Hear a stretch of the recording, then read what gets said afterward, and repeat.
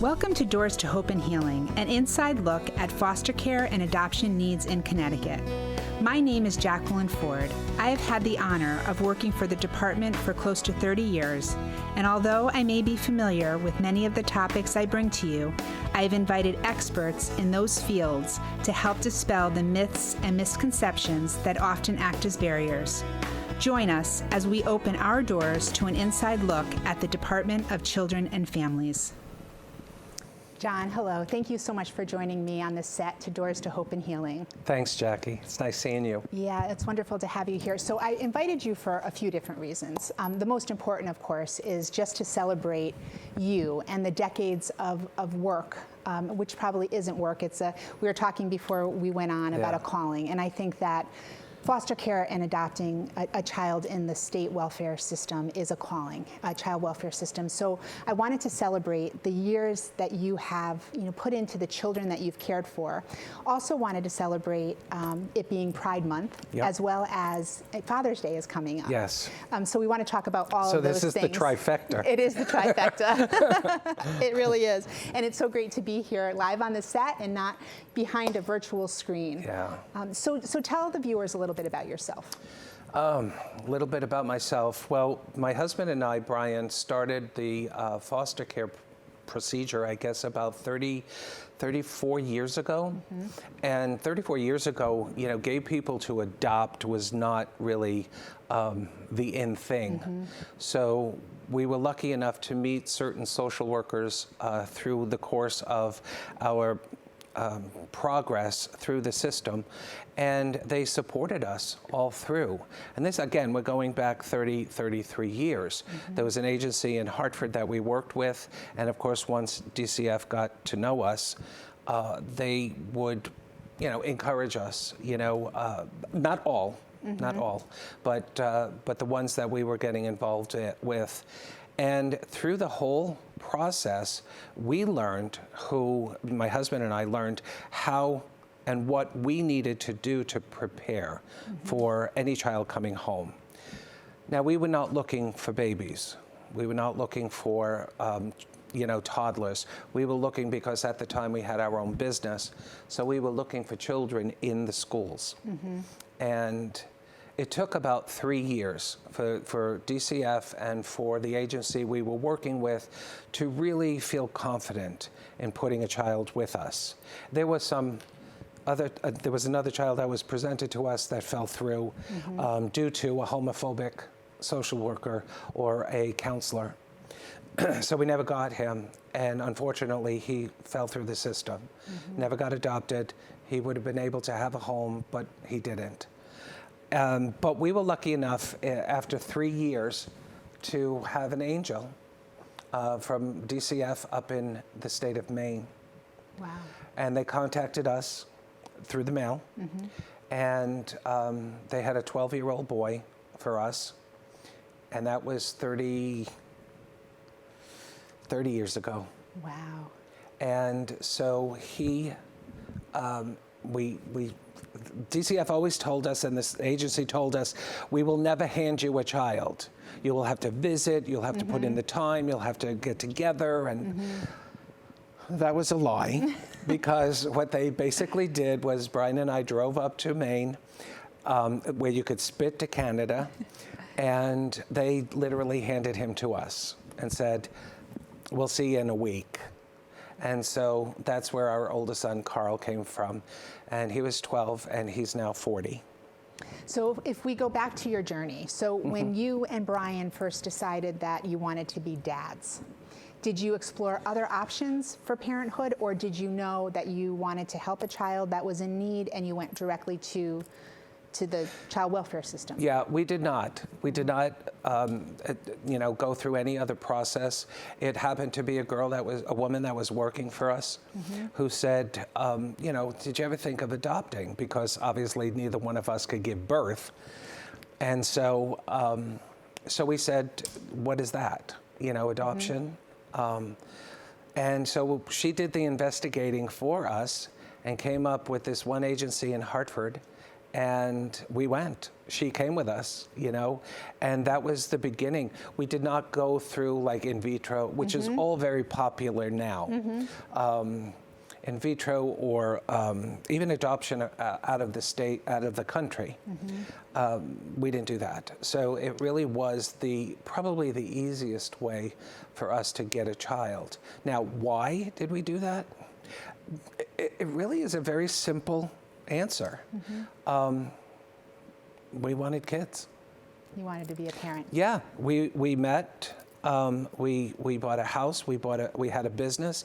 It was the kind of progression of life. Yeah. And that's Brian comes from an Irish Catholic family. He's one of 8 kids.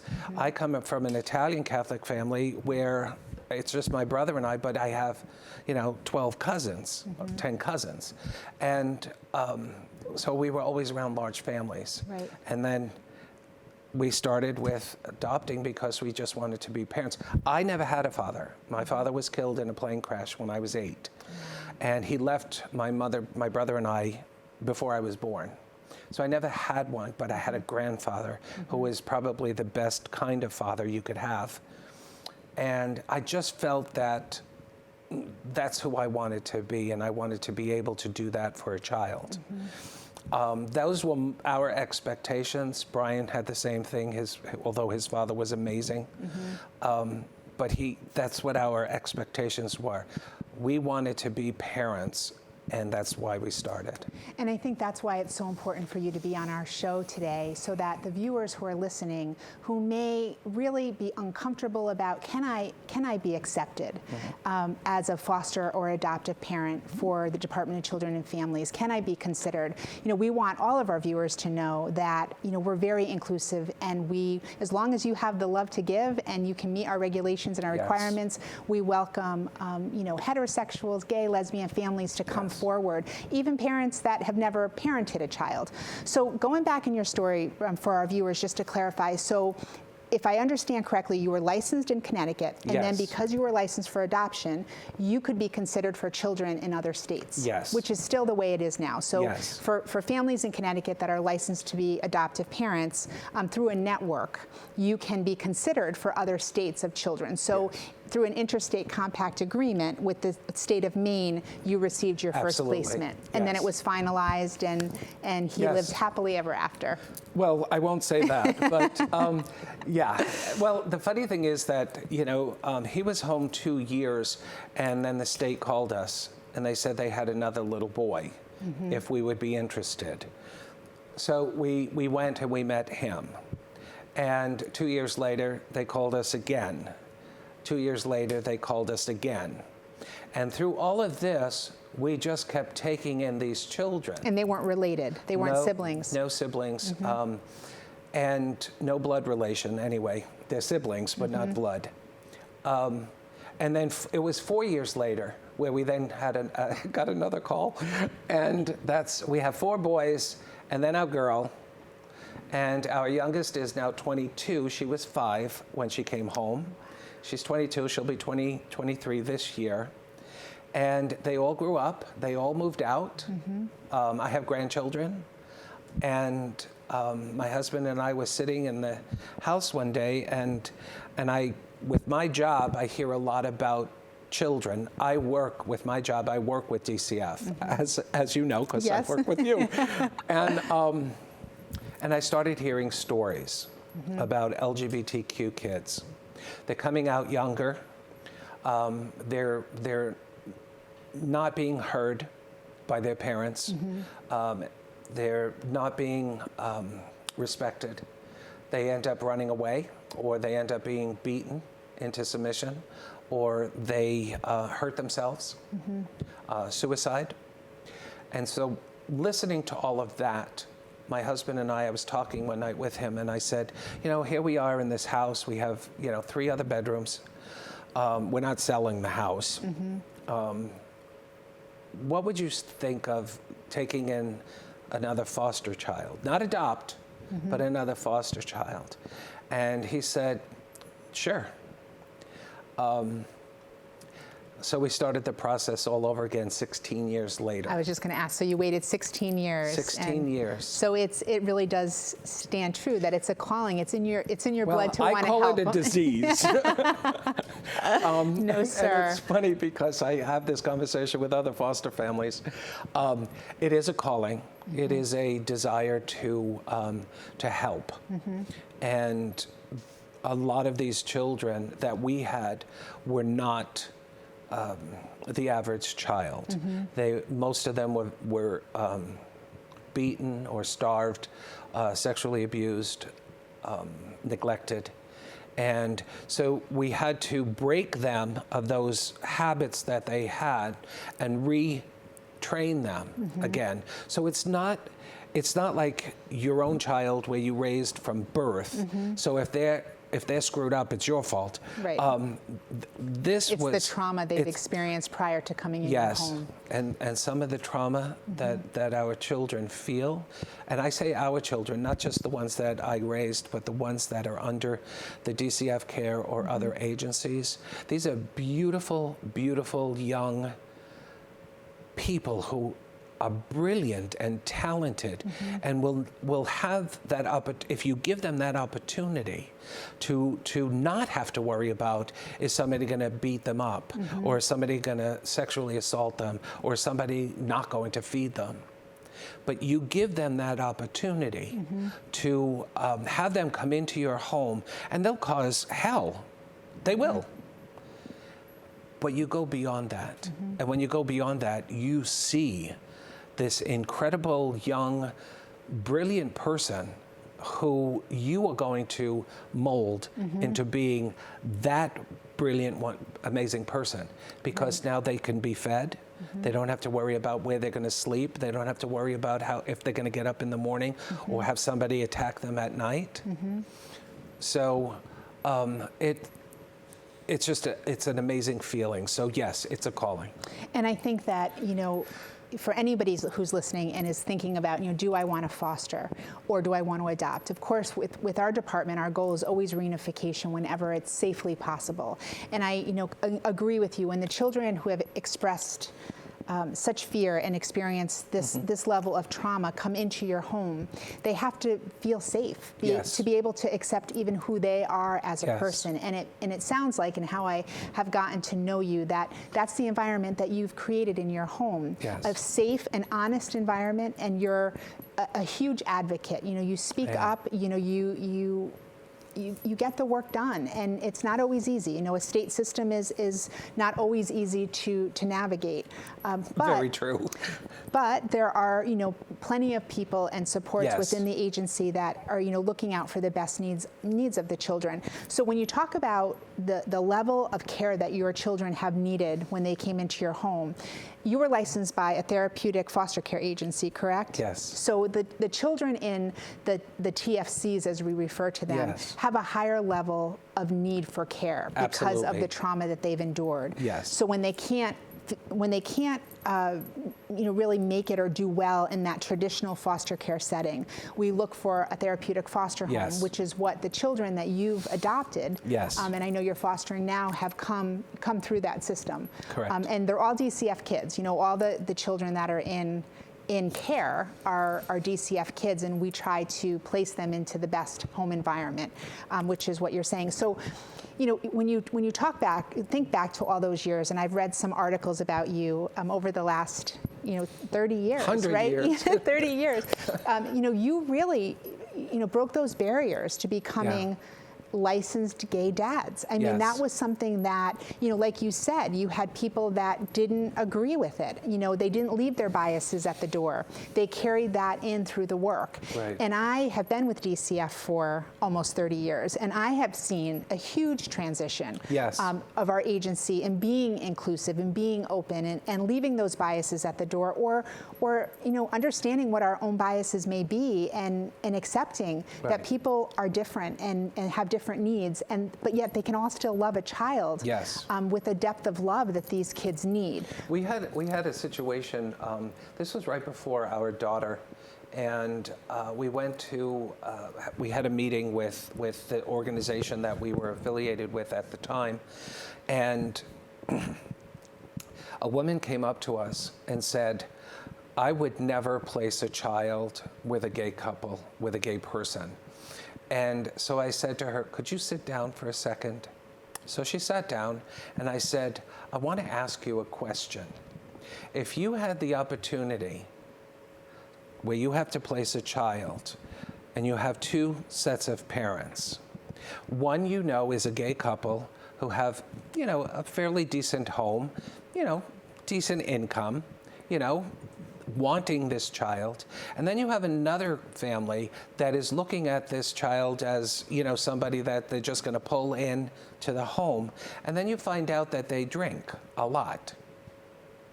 And you know that they drink a lot because they have police reports against them. You would not put a child with this gay couple. You would put them with this alcoholic couple. I said, I want you to think about that. I don't even want an answer. And I got up then and walked away. Again, this was 30 years ago. Right. Well, let's say 22 years ago. About 4 or 5 years later, I saw that woman at an event, a DCF event. And she came up to Brian and I, and she looked at us and she said, do you remember me? And I said, I do remember you. So I said, you wouldn't put a child with a gay couple. And she said, what you said to me made so much sense. And since then, I've placed 5 or 6 kids with a gay couple or a single person. How powerful that is, just to open up someone's mind. It's the reality. It's that reality. Right. You're not dealing with the parents because you have the history on them. You're dealing with a child who needs to belong. And you talked about it being Pride in June and all of that, you know, for the LGBT community.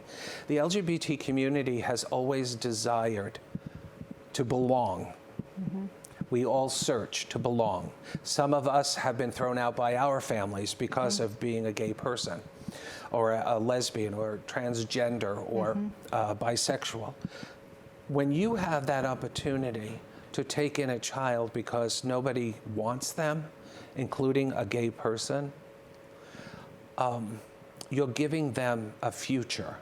You're giving them hope that they don't have to be a statistic, that they can actually be who they want to be. And that is more important than anything. If you want to be a foster parent, be a foster parent. You want to be an adoptive parent, because you will make that difference. They will. You will make a difference. Well, we're out of time. I could keep you here for a whole nother show. You have so much wisdom in all that you have offered, and you have made such a difference, and I thank you for that. And thank you. I celebrate you this month for Pride Month, and happy Father's Day. Thank you. Thank you. And for our viewers that are watching, if you're interested in being a foster or adoptive parent, you can call 1-888-KID-HERO. Now we're going to show you a video of 2 dads who were licensed by the Department of Children and Families who adopted, and they're going to take you on their journey. Thank you for watching. I didn't see in my mind that a child would be part of my daily routine. But I said, there's this little girl in Danbury, and if she ever crosses my path, I will help her. And that's Indigo.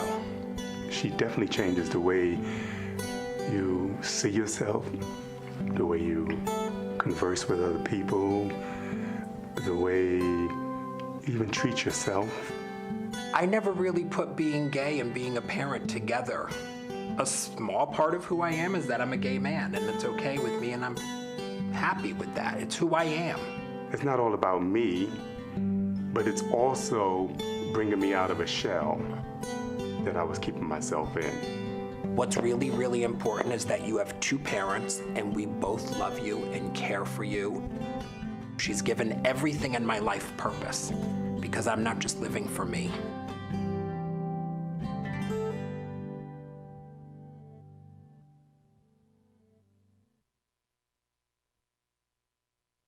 I have a story that needs to be told.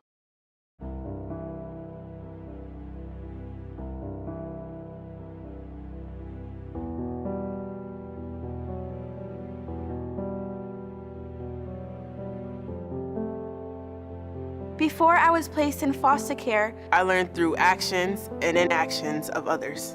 That I was not worthy of love. That I was not worthy of love. That I was not worthy of love or attention. I learned that my needs are not a priority. As a result of that negativity, I experienced insecurity. I want to be accepted by society, but I'm unsure if I have that ability. teach me through your actions. Teach me through your actions. Teach me through your actions that I deserve to be cared about and treated well. Don't make me feel as if I'm a burden. Remind me that I am here for a reason. That I was brought into this life because I'm strong enough to live it. I'm strong enough to live it. I am strong enough to live it. Show me that my presence is a gift. Try to meet me where I am at. Give to me without expecting anything in return. because I may be too hurt and angry to express appreciation when you're trying to help me. But trust that one day, One day, I will remember that you gave to me. that you gave to me in this way. Can you meet me where I'm at? Let me be sad sometimes. Give me room to mess up and make mistakes. because mistakes are opportunities. To learn and grow. By forgiving me, you teach me how to forgive. Understand, there will be times I need space from all the voices that think that they know what's best for me. What's best for me? What's best for me? Remember that I am not a paycheck. I'm a person. Will you meet me where I'm at? Remind me that my past My past, Does not define me. Does not define me. help me learn to be helped. Mentor my thoughts. Encourage my ideas. Challenge my pushbacks. laugh with me. Cry with me. Have fun with me. Have trust in me. Ask me these questions. What are my dreams? What is my purpose? What are my talents? How can I help others? Help others. How can I help others? Let me know that you're here to help me reach my goals. And I will become empowered.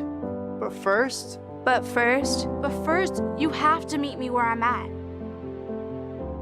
I long for community and to be connected. Help me with my self-esteem. and help with my other esteem, which is how I feel about and relate to others. Show me how to see that I am needed in my community. And the world. And see how I can make a difference. See how I can make a difference. See how I can make a difference. You have this gift. Share it with me. Share it with me. Share it with me. Remember that I have lived a different life before I met you. A life you may never understand. I am not asking you to solve all of my problems. Just help make sure Just help make sure I don't have to face my problems alone. alone. I am asking you. I'm asking you. I'm asking you. I am asking you to meet me where I'm at. meet me where I'm at. Meet me where I'm at.